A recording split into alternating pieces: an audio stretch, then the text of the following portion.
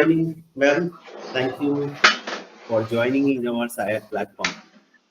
And it's really a pleasure for us to have with you, and particularly the vision of India, because you are one of the pioneer bureaucrat of our country, as we know, and through your several initiatives, as we know that you are since long back, you are connected with the government of India, you are connected with the Rajasthan cadre, even as an IAS, and several initiatives you are doing.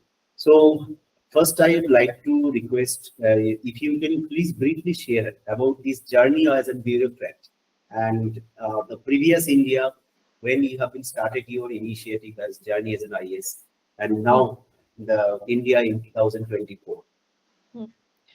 Thank you very much, Bishwajit. It's a pleasure to be here on your platform. Thank you. To answer the question, I'm 25 years old in the service today, and I've been deeply associated with public policy and framing, solutions for our country. I worked across several domains, both in the center and the state, and I think that India has transformed in the last 25 years in many, many ways. If you look at the indices, the global indices, which actually tell you about where India stands, and I can give you a couple of examples, our rankings across all of them, be it the competitive innovation index, be it the logistical index, be it the ease of doing business index, you will see even in terms of our social welfare indices, which talk of the clean city, the Swachh city, the smart city indices, what we have done in terms of the human capital development, skilling India mission. The range of activities that we are doing, both on the economic side, the environmental side, and the social side, in terms of upliftment of the people from multidimensional poverty, are also providing good quality of life to the people, providing employment, livelihood, and sustainable approach to both processes and the products. If I talk of the current department that I have, I think we have got the principles and the pillars absolutely right. And it is now only a matter of traversing the road of development to achieve the milestones that we have set. And we have already achieved one very big milestone in the country, which is having completed with the aplomb our 75 years of being an independent country. And we have, with that a celebratory occasion, we have also given ourselves a very focused target of what each of the departments wants to do for the next 25 years, which is what is termed as Vision 27 for the Amrit Kal of a country.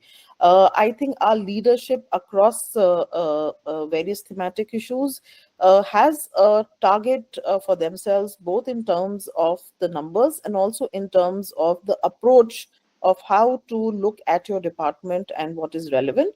So while we are also globally connected, we are anchored in how the global thought processes and what is happening in the world in terms of how the template in the globe is changing.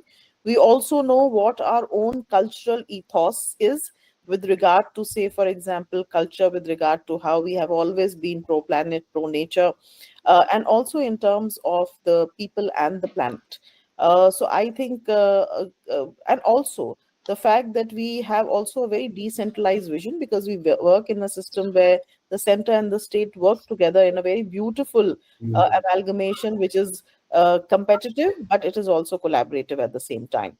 So I think in terms of the structures, in terms of the vision, in terms of the processes, in terms of the direction, we are on the right track. And the civil servants and the civil society, like the two of us who are doing a conversation here, have to join hands so that we can make the research-based understanding converted into pragmatic translational action on the ground, because that is what is required from collaboration between the civil servants and the civil society at large. Wonderfully, you have explained that, and also you know that you are also associated in the tourism ministry. So right now, but before that, you have also handed a very important position as a science technology secretary in Rajasthan government, as far as I know. So there, even as I have seen through the social media, I came to know that Rajasthan government also doing one campaign, that is the Rising Rajasthan. And through that, we have visited because several IAS officers and cadets are associated with me. I got a huge response. I mean, throughout the world, I don't know it's a Modi magic or the government of India's magic or not, but it's really very good. And also behind that initiative, people like you are also the backbone of our state, of any country. I always appreciate and really deeply appreciate the initiative of the bureaucrats. So before Rajasthan and right now Rajasthan, because you are also part of Rajasthan since your bureaucratic initiative. So I just wanted to know your focus area. I mean, what is the differences you have been gone through right now? You mean in the state? Yeah, in particularly in state level. Yeah. So in the state, just to give you a perspective, because you asked about rising Rajasthan, I was in the central government on deputation in the Ministry of Industries and Commerce for about 5 years, from 2011 to 2016. And when I went back to the state, I pretty much ended up doing the same portfolio. And I was also looking after RICO as its MD and MD for the DMIC project, which is basically at that time the Delhi-Mumbai Industrial Corridor. So we also had done something pretty much similar to what is happening now, but more focused on the textile development, which is called the Vastra Fair, which I did in Rajasthan, which was probably at that time one of the best events that had happened in terms of both the B2B and also the B2B, B2C business meetings that we had. So today what is happening in Rajasthan is also because of the fact that there's very strong foundations laid in the cadre for developing industrialization in the country, because Rajasthan needs it. Rajasthan is way ahead in terms of solar energy, wind energy, the energy sector. It is also developing the industrial sector with the vast outreach this year that the government has made, not just domestically but also internationally. It's a very good thing for the state because it is necessary to catalyze your industry sector, because the industry sector, the manufacturing sector, Make in India, has a huge potential to drive the engine of economy.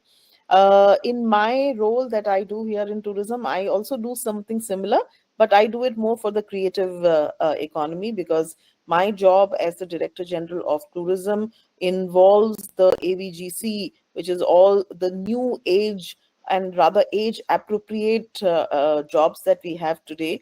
If you read what Mr. Graeber has written in his book, The Bullshit Jobs, I'm very much part of that sector. It is the name of his book, and it is pretty interesting. I urge readers to read it to understand how super specialization is happening in the industry. And in the last 25 years of my being in the sector, you will understand that there's deep specialization which has happened, and because of deep specialization, there is also a need for deep collaboration, synergization between various departments and various agencies. And it is a very, very interesting workspace. So there is not just public-private, partnership which is happening. The very nature of work has also changed. If you look at the generations that we are, I belong to the Gen X generation, which is anybody born before 1981. But anybody born between 1981 and 1996 is a millennial. And today in the country, we have about 46% people who are the millennials, who are making all kinds of decision, which are purchase decision, which are investment decision, and also decisions of how to travel, because that is a generation which has the abundance of money. Also, because in the last 10 years, our country has managed to elevate about 250 million people from multidimensional poverty, of which has helped us to get people in the middle class. The middle class has suddenly becoming, burgeoning middle class, if we can say, with about 31 million people in the middle class as of now, with an expected anticipation of this middle class becoming about 60 million people, which is very good for us, because if you look at the tourism figures, you'll realize that 3 times people are traveling out of the India today, because of the fact they have disposable incomes at their command, which is also good, because it also means that there is a certain impact on the quality of life, the quality of decisions that you are making. So I think it's very, very interesting space to be in. And when I was in standard 12th and I was a student of economics, I had economics as a paper. I've always loved economics and data and technology. I figured that agriculture at that point in time was contributing about 70% of the primary sector of the country. The tertiary sector of the country, which was the services sector, was somewhere around 10%, and manufacturing was between 14 to 16%. Today, if you look at the service sector's contribution to GDP is actually 65% today. So the Yes. tables have pretty much changed, and the focus is on the service sector. So what we can do with departments like mine, departments where I've previously come from, which is culture and science, all the products that get generated in these departments actually can become part of the service sector. So today, instead of saying that, okay, this is a new monument, this is a new museum, all of this ecosystem is actually a service. We are offering tourist itineraries, we are doing heritage walks, we are doing experiential tourism. So the nature and the canvas of how tourism is consumed, or for that matter how other services are consumed, is pretty much shifting from the manufacturing side to the service sector. And that is something very, very interesting, because the service side also means that there is huge amount of scope for self-employment and better work-life balance. If you look at the number of jobs that there are in the country, which is as a TSA survey that is done in the country, there are about 60.58 crore jobs which are available in the country, of which every fourth job in the country is a job of the service sector or the creative economy job in the country, which is fantabulous. This is such a beautiful age to live in. And on top of that, if you look at the digital economy, and if you look at the kind of digital public infrastructure that is being created, if you look at the social media, if you look at the immersiveness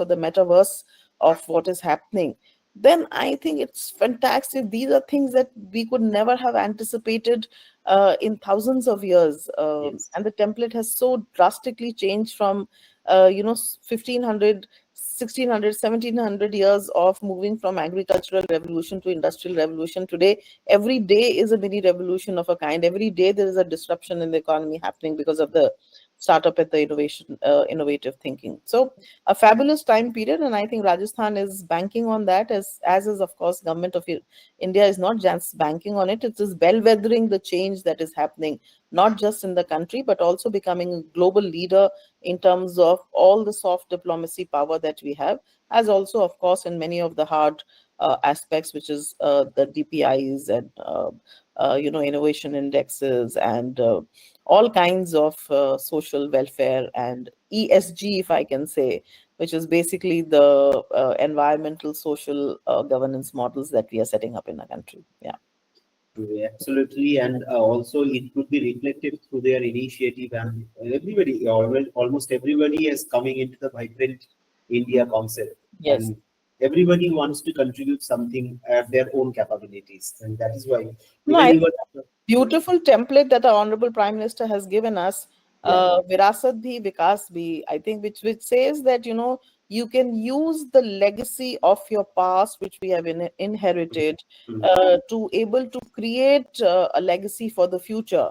They say it very beautifully in environmental context. They say that we have not inherited this earth from our ancestors, but we have borrowed it from our progeny.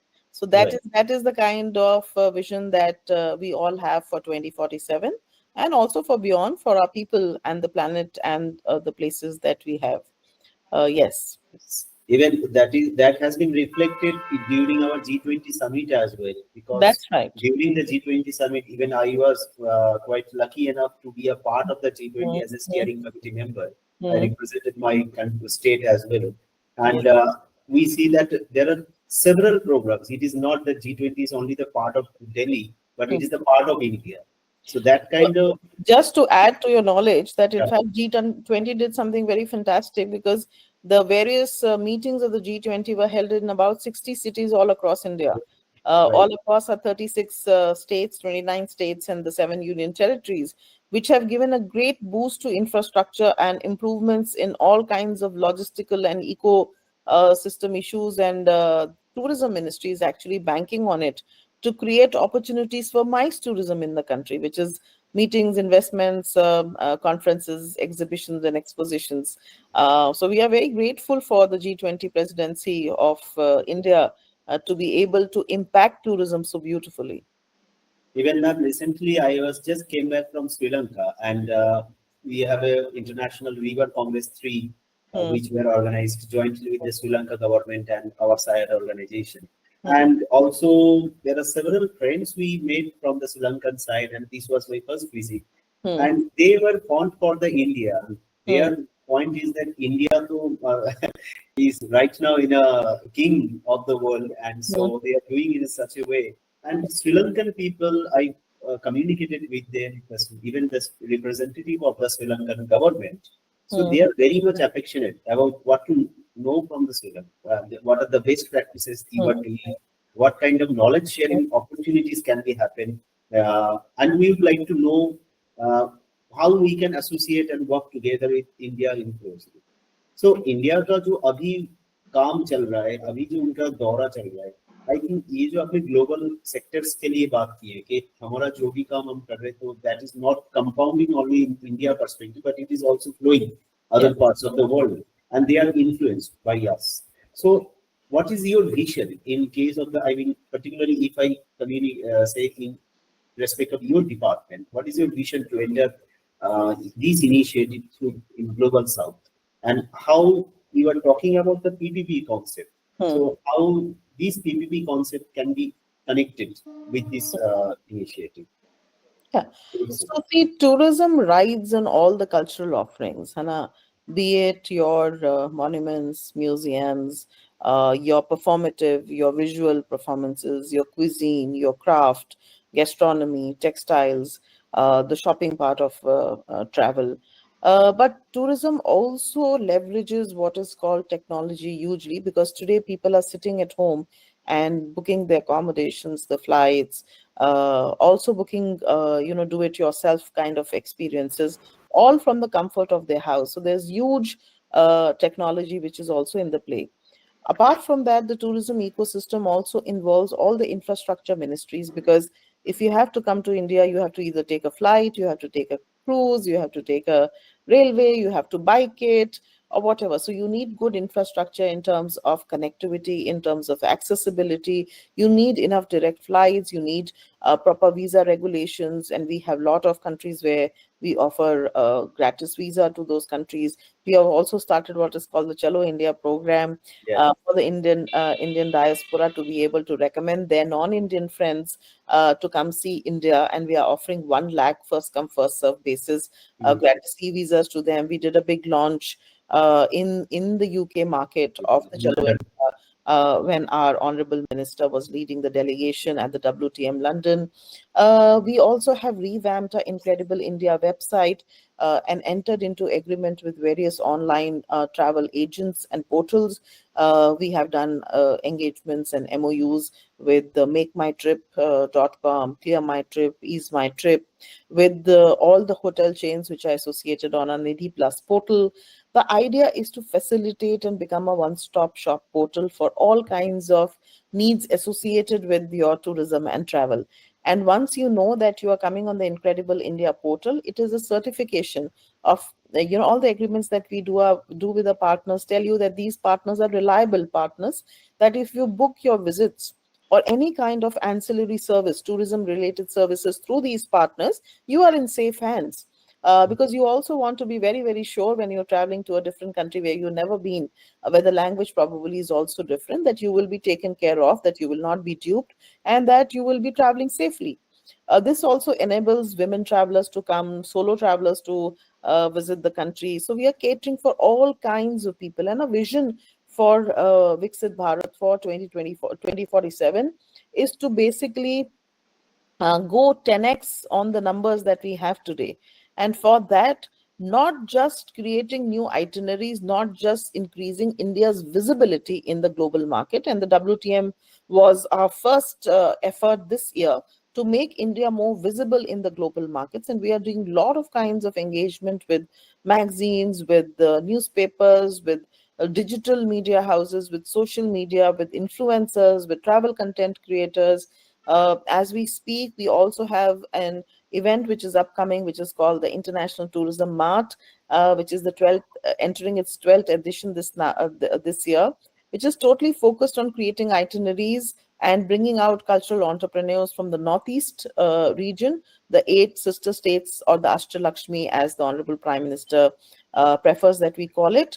And that is happening from the 26th to the 29th. And Air India, very beautifully, is flying us in a charter where all the tour operators, the influencers, content creators will all travel.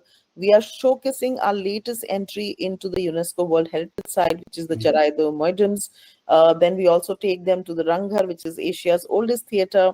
Then we also take them to Kaziranga, which is celebrating 50 years of being a national park, 40 years of being a UNESCO World Heritage Site, and we are also celebrating the 12th edition of the ITM and the 25 years of the iconic Hornbill Festival.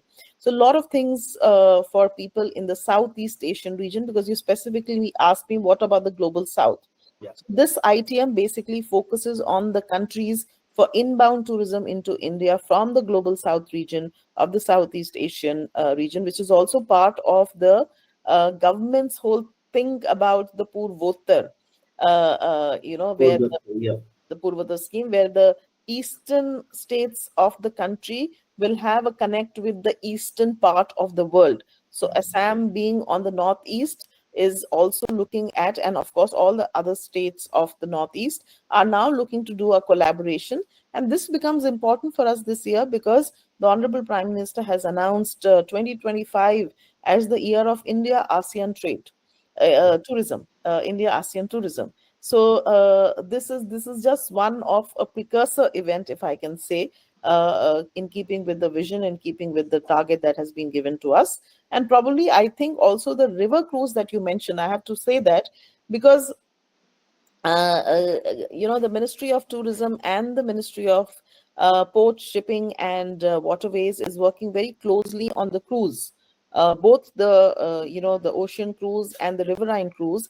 And Brahmaputra, which is one of the largest and the most widest rivers that we have in our country, has several river cruise Yes. in the country, and we have some very up-end luxury cruises which people like Janvi Fukan run in that area, which are very sought after, booked much in advance. And we have invited the Honorable Minister of Shipping, Ports and Waterways for our ITM to also look at the riverine connect when we come to tourism. Of course, we all know about the Namami Gange and the Ganga Yes, sure. cruise, the Ganga Vilas luxury cruise that was flagged last year. And I was very honored to be present when that was flagged by the Honorable Prime Minister and the Chief Minister of UP and everybody from Varanasi.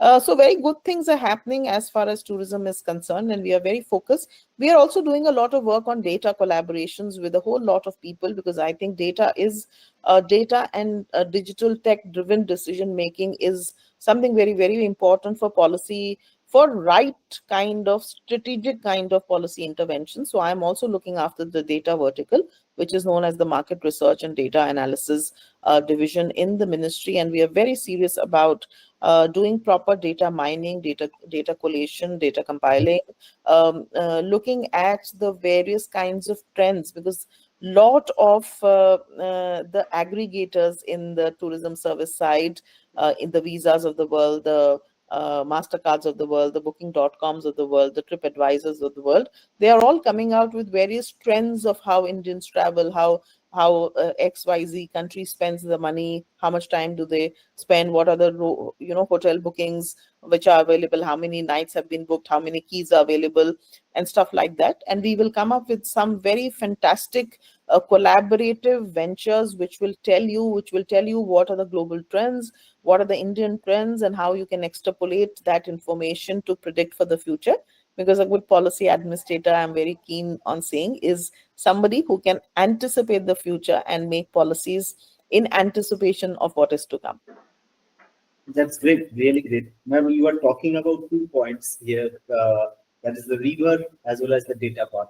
So in case of the river sector, because I'm quite fond for the river, because we have a underside, we have a center for river affairs. You can say it's one of the center of excellence in the river region. And we are also doing several works in collaboration with Namami Gange, because we are also the regional capacity building partner here of Namami Gange. Same side, we are also the partner of the Survey of India, NATMO like organizations. Those who are Oh, lovely. We are working with NATMO to get our maps right. Yes. right. So we are the partner of all these bodies. So, and I closely know to them and work with them. And as I mentioned about river, you are talking about Brahmaputra river too. But we are thinking river as a holistic way, and river could connect. And what was the number of rivers we have? Because we have been visited either in Madhya Pradesh or any state. There are several number of rivers, and river itself could be a part of the tourism. And you know that. And what is the Not just river, sir. Why just river? Our local water bodies, the lakes exactly have been famous for all kinds of tourism activities. exactly And rivers offer you all kinds of opportunity, including adventure sports opportunity, including your riverine cruise opportunity, and just maybe I think just a little Ganga Aarti or just a riverfront, the way they have done it in Gujarat, for example, the way they have done it in other places, say for example in Udaipur. So I think these are all fantastic, because rivers are where our civilizations have actually, water is the elixir of life. And if it is the elixir of life, it also has to be the elixir for all other kinds of things. And I think now with this great cleansing mission that we have, the mission Clean Ganga, we are making these natural water bodies available for all kinds of ritualistic, religious, spiritual yes tourism, adventure tourism. And I think we are pretty much aware of what is happening, and we are also looking at these forces of nature, if I can say, something that can sync very easily with the aims and aspirations that we have in tourism, because people are now increasingly enjoying more what you say, wellness based tourism, more pristine, more tranquil, more elevating, more spiritual kind of experiences. And I think our right. rivers have the immense capacity to offer them to our tourists. Yes. मैं with in bracket आपको एक बात inform करना चाहूंगा कि जैसे कि we are also working on the river sector geospatial technology application you know that government of India Yes. enacted the national geospatial policy in 2022 but since our organization before forming our organization we are already doing the work since 2018 and that's why the Survey of India, NATMO, NESAC, they are all associated with us. And Namami Gange since also. And we are looking forward to connect the several major rivers of the India as well, not only major as well as the minor rivers. And Ayodhya government के साथ जैसे कि हमारे collaboration का बात हुआ है, and I have proposed them, sir, I am looking forward to organize the Sarju Nadi Sammelan because and they are very much happy, the MLA and the commissioner, those who are. They're very much happy, sir. You please do that. We'll be happy. And so I think ये जो river है, हमारे हर एक river के ऊपर एक सभ्यता हमें civilization is connected. Tourism is also one of the part. So whether your ministry think about it, कि हमारा जितना भी river sectors है, उनका भी एक digital या geospatial अभी बोलते हैं. So geospatial database हम तैयार कर ले. उसमें आसपास में क्या हेरिटेज हो सकता है. जैसे हमारा एक आदि गंगा नाम का एक नदी था, आपको पता है कि वो अभी छोटा नाला जैसे बन गया, but now thanks to Namami Gange and World Bank, they have sanctioned 700 crore rupees to rejuvenate Adi Ganga, because Adi Ganga के सामने कालीघाट का टेम्पल है वो पुराना, बहुत सारे पुराने. So whether your ministry, I mean to say that GIS, data, use technology and tourism is also a very interconnected thing. And now the geospatial technology is quite powerful, like data management, data science as well. I'm aware of the geodesy and the data policies around that.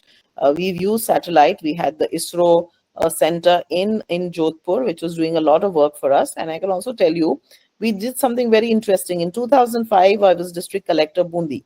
And prior to that, in 2003, I was in the Chief Minister's office. There, we started a project to map each and every step well in the state of Rajasthan. And at that point in time, if my memory serves me right, we had about 30,000 plus step wells that we were able to document for all districts of Rajasthan. At that time, we had 33 districts. Today, we have 50 districts. And when I went from the CM's office to the district Bundi as its collector, I decided to, do a test check for my own self based on the data that I had accumulated in the Chief Minister's office as part of my own passion and, of course, as part of the direction at that point in time, because a ground level survey was happening in the country in 2003.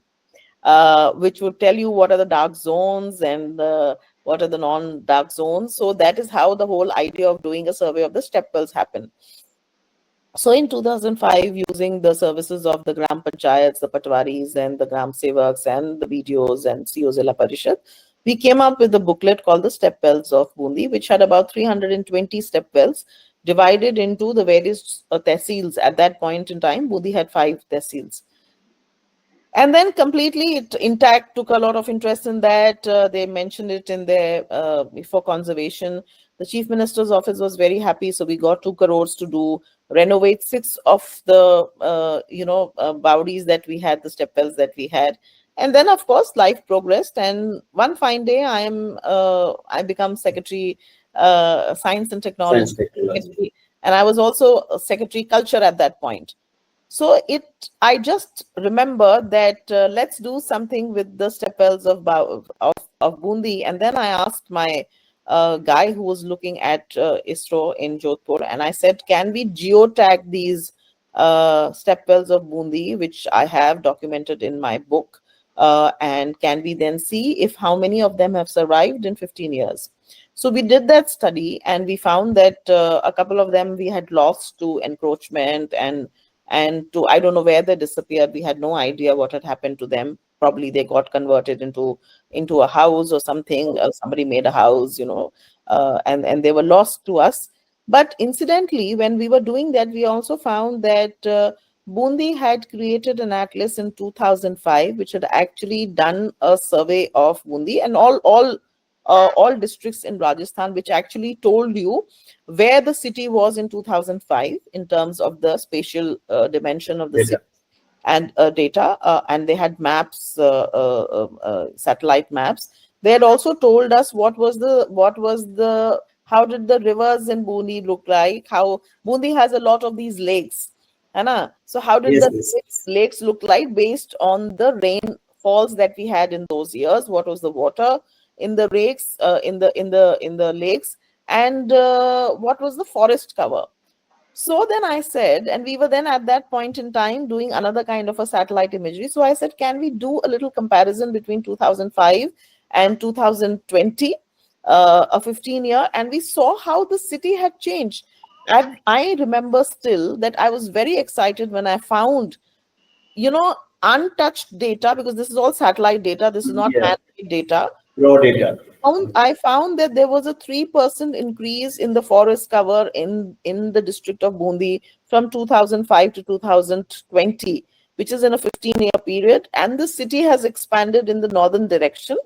And that the water table had risen in the state of Bundi, which is fantastic. And then I directed my people that we must do more comparative studies because what happens, these atlases are one-off things, and there is no year-on-year comparison or a gap comparison happening. So we started that in Bundi.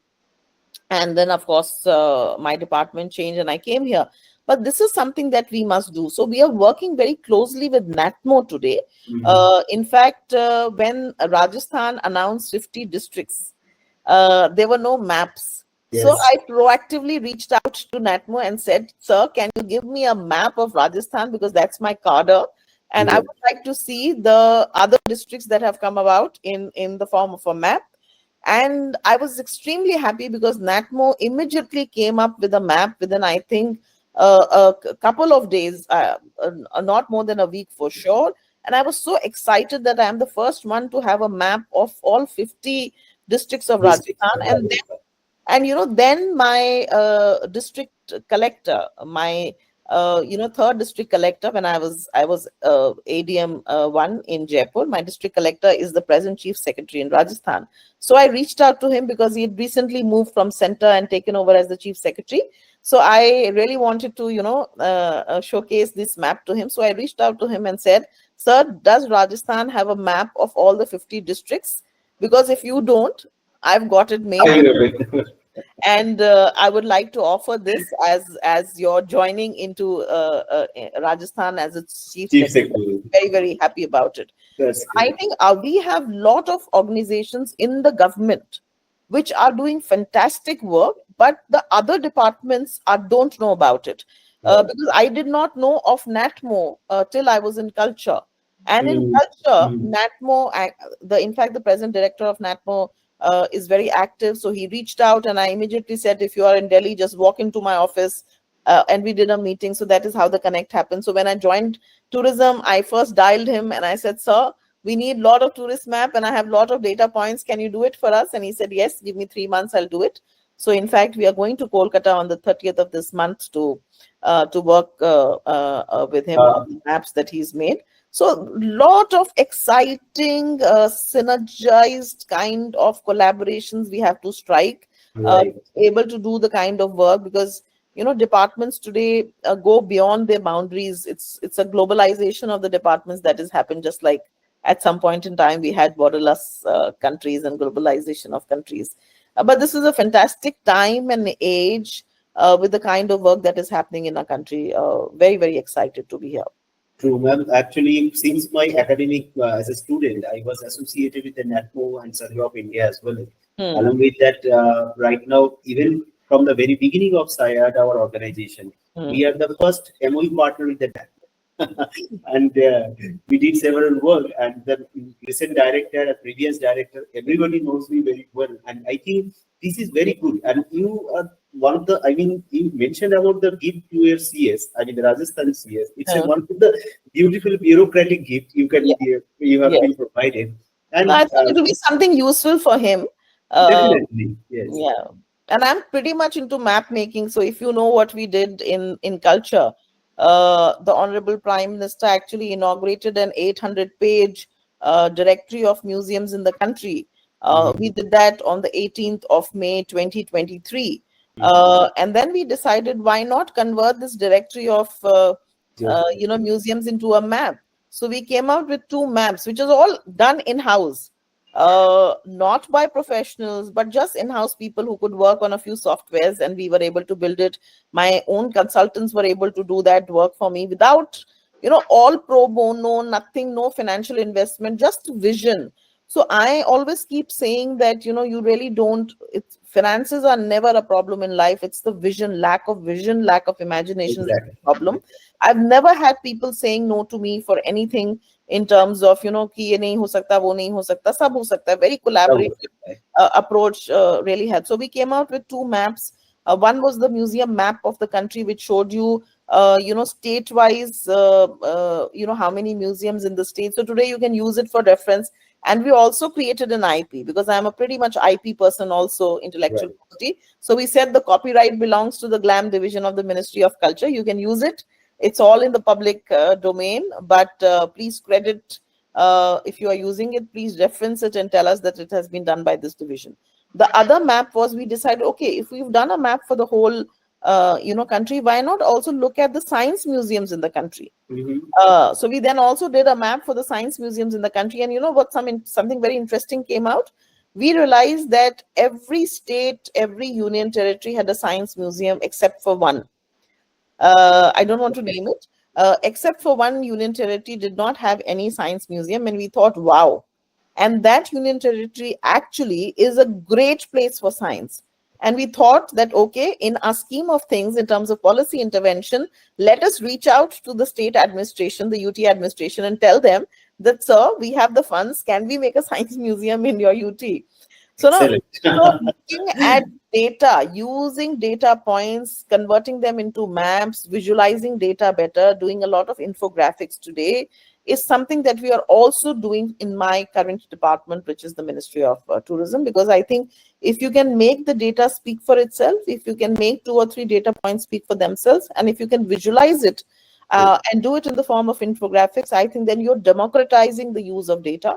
And if people have data in their own hands, they will decide how the growth has to Exactly. happen, how the development, where the interventions the government has to make, or where they have to make interventions, where the CSR has to make interventions, where the civil society has to make interventions. So I think data is pretty much, no wonder actually they call data the new oil, because data can be so very useful.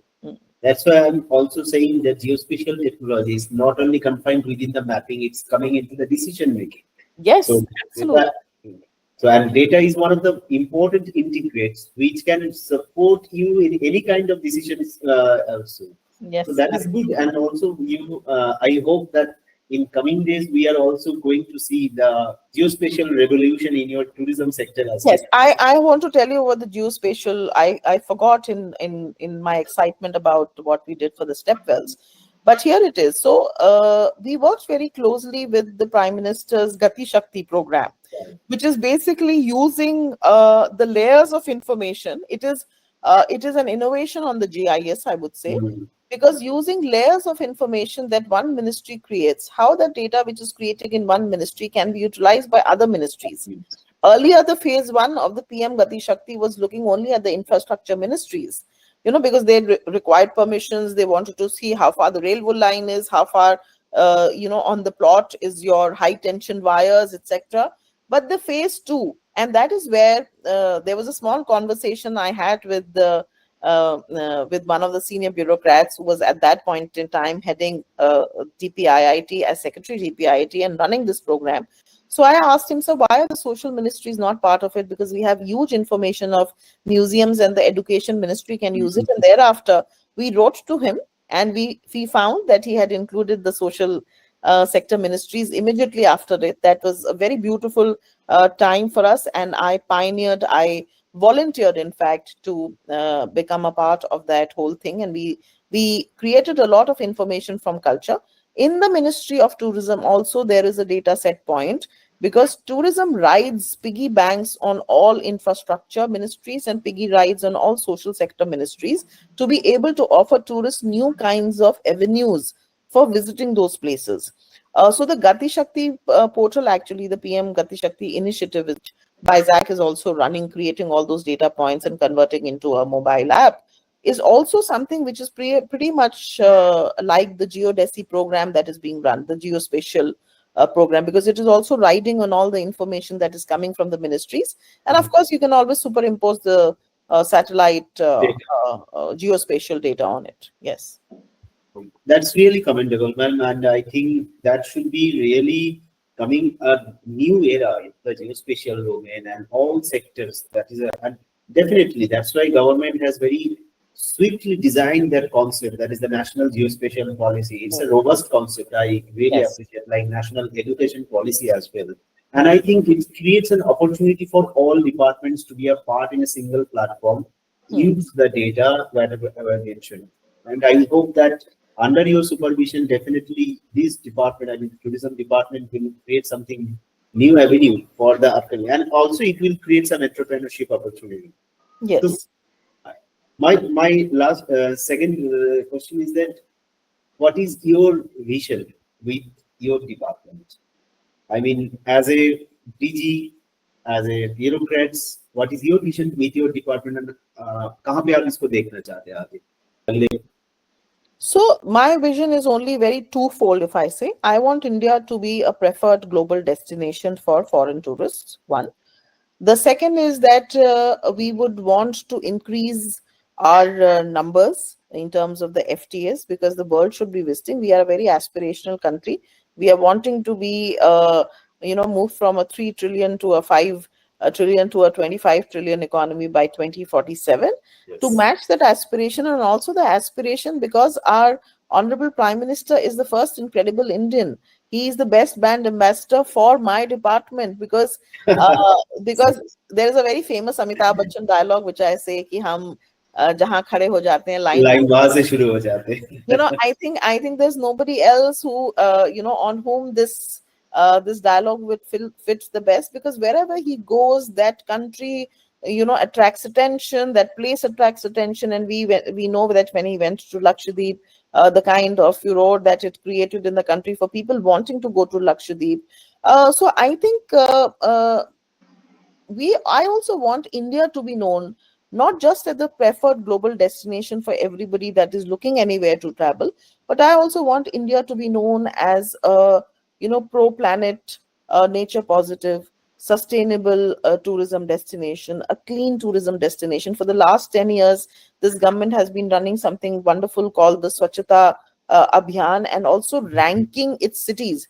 We are not just doing smart cities, we are also ranking our cities on the basis of their swachhata, which is the clean cities. We are also looking very much at ensuring that our growth and our prosperity is sustainable for times to come. That are If you look at the budget this time, you will see that the pillars of our principles have been very well defined. It says that it has to be youth led, women led, local community led, and it has to be based on skill development. It has to be based on data and digital coming together for decision making. So the articulation of what we want to do, not just in tourism but for the country as a whole, is very, very clear. And I want the country to be able to become a brand ambassador for all of these things, which for which a vision and a template has been set up by our honorable Prime Minister and the leadership of the country. So I'm happy that if we can rise to the occasion and do that. I want India's visibility in tourism to grow in the international markets. That is very, very important, because tourism is pretty much like like the stock market. Things change very, very quickly. Right. Right. And one outlier event, like say for example a COVID, can take you many, many years back in terms of what you have done in terms of visibility. So the approach has to be consistently making India visible, looking at great concepts and great ideas, and coming up with good campaigns so that people actually get interested in looking to India, so India becomes irresistible. So we say it's incredible India. So I want to take incredible Irresistible India India. to irresistible India, to inevitable India, to invincible India, those kind of concepts that we have in mind. And I'm sure we will be able to do it with the kind of aspirations we have. We just have to ensure that we become pragmatic in our approach of how we do things. Ma'am, thank you so much for these wonderful words, and we are just at the end of our conversation. But just going to end, I just wanted to know what is the next edition we will go to see from Dr. Mugdha Sinha. Because you are the bureaucrats as well as the literature. We have it. You are fond for literature, and I think you have already published some books, if I am not wrong. So, क्या हम देख सकते हैं कि tourism में ऐसे India vision के ऊपर मुग्धा सिन्हा के नेक्स्ट किताब? So I'm already writing something. I do go and teach when I get an opportunity. I just did a little course for 170 students in Indian Institute of Management at Bangalore.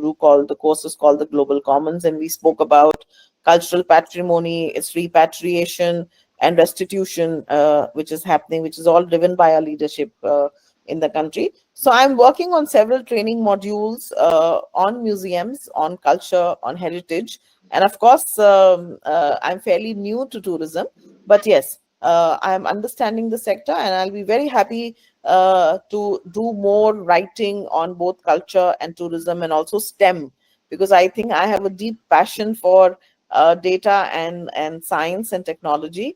And I'm very, very happy. I'm sure my readers should expect something beyond poetry. I'm also working on some very interesting non-fiction work, which I think in due course of time, you can expect at least the end of next year, two interesting books, which one of course is poetry, which is what I eat, read most of the time. But of course, in terms of the non-fiction, I've kind of worked halfway through a book and I'm sure you will see something coming out very soon, end of next year, So hopefully. we are Fingers quite lucky enough, definitely finger crossed, head crossed. And we are definitely quite lucky enough that through our podcast you also shared some your upcoming books initiative. But really hats off to you that during Thank your busy schedule, because I am also professor, you know, sir, during a busy schedule you have done a bureaucratic job as well as handling so much responsibilities. Secondly, you also give you some time to paper and pen, so that's something you will. And we will definitely eagerly waiting for your next time. Best wishes from our side. Well, thank you so much for thank your valuable words and for all our best wishes with you. And I believe that in future you will also give some marks. As Swami Vivekananda said that कभी आए हो तो कुछ दाग रख के चले जाओ. तो भाई तो टूरिज्म में भी आप कुछ ना कुछ दाग रख के ही जाएंगे. And for really heartily देखो, believe. मेरा एक बहुत चीज मानना है कि जब लेगेसी छोड़ सकते हो तो हाँ, सक्सेस की तरफ क्यों देखते हो, है ना? correct. But because legacy success is pretty much ephemeral, it's transitory. So don't work for success, because it's success is like the moon. वो 2.5 दिन एक घर में रहता है, 2.5 दिन दूसरे घर में रहता है ना? सूरज जो है वो अपनी रोशनी से कई चांद सितारों को रोशन करता है. तो अगर सूरज बनने की काबिलियत है, उसके लिए सैक्रिफाइस भी बहुत चाहिए होता है, उसके लिए डूबना भी पड़ता है, दिन के चलना भी पड़ता है. जलना भी पड़ता है. So I think that is the idea, because I also keep telling everybody, I love the analogy of the lemon, nimbu, है ना, which is see how beautiful it represents the circular economy. You can squeeze the entire nimbu and make a lemonade out of it, make a juice out of it, and then you can use the rind of the nimbu to put in your confectionery, है ना? Whatever is left of the nimbu after the juice has been squeezed can be converted into a pickle. Even Right. the seed can be then regrown, and you can have a lemon tree grow out of it. There's nothing of the nimbu is wasted. So I Wasted. keep telling myself all the time, and I'm sharing it with you, that I want to be like the nimbu. मैं खर्च होके जाना चाहती हूँ, है ना? They say that when they examined Einstein's brain, they realized that he had used only 12% of his brain. If Einstein, being Einstein, had used only 12% of his brain, then where are we? So it's not just tan man dhan. मैं सबसे खर्च होके जाना चाहती हूँ, and I have no ambition of people remembering me, because I want to do so much that people enjoy my company. My only one ambition in life now, as a government servant, is to make the interface of the government with the people, as since I am also the face, in whatever small cog in the wheel manner that I may be.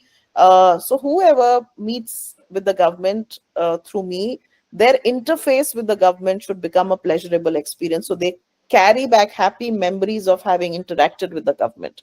And that is the vocabulary that I want to change. And I think with the work that we did little bit in culture, I think we've been able to envelope a whole lot of private sector people, the artists, the community at large, through the International Museum Expo, through the Festival of Libraries, and through the Binale that we did at the Red Fort. People have kind of warmed up to culture, the private sector, the artists, and the local communities. And that is, I think, what gives me most pleasure, because I think that is one of it's a byproduct of putting mehndi in somebody's hands. कि जब आप किसी के हाथ में मेहंदी लगाते हैं तो आपके हाथ भी थोड़े थोड़े लाल हो जाते हैं. लाल हो जाते हैं. क्या बात है, क्या बात है. पर मैं बोलूंगा कि ये जो आपका इच्छा है, विश है, जो भी बोली है, कि इसको आप जरूर कीजिए. यार हमारे बेस्ट विशेस आपके साथ हर वक्त था, आज भी है. और as I said from the very beginning, we are quite lucky enough that we got such kind of Mugdha Sinha ji, जो इसको हम सोशल मीडिया में देखते हैं. I think the service has made this Yeah. service and the civil society. Right. They say that it takes a village to raise a baby. Right.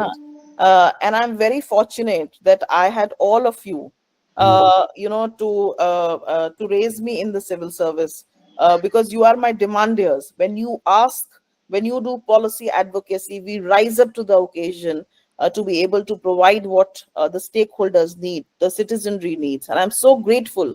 I have some of the best people, the best village of civil servants, and civil society and stakeholders and demanders and policy advocates, who've helped me grow and become who I am. So I'm very, very grateful. This is all, I am just a reflection of what all of you want from the government and have enabled me to become. So thank you very much to all of you, actually. Thank you, ma'am. And in my last word, I would say, if any kind of support you require on behalf of our side, we are always with you. So Sure. definitely, I wishes my best wishes to you and Thank for you. your future. Thank you so much. Thank Thank you you so much for having me on your platform. God bless you. Have a great day ahead of you. Thank you. Thank you.